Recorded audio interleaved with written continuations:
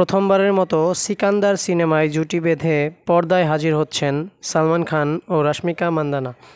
সিনেমায় একটি আইটেম গান রাখা হয়েছে, যেখানে সালমান রশ্মিকার সঙ্গে পারফর্ম করেছেন 200 নৃত্যশিল্পী। সিকান্দার নির্মাণ করছেন AR মুরুগাদোস। সিনেমার নাম ভূমিকায় অভিনয় করেছেন সালমান। গানটির সঙ্গীতায়োজন করেছেন প্রীতম। এটি প্রযোজনা করেছেন সাজিদ নাদিয়াদওয়ালা।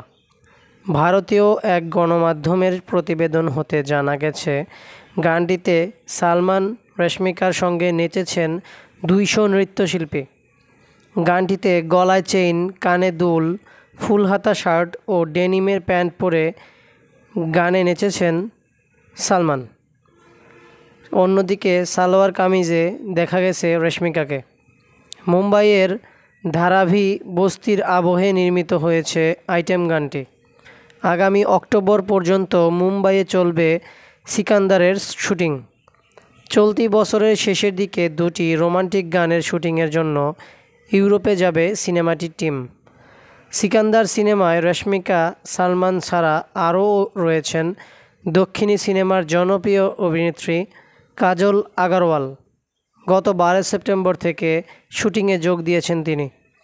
2025 সালের ঈদে মুক্তির কথা রয়েছে সিনেমাটির।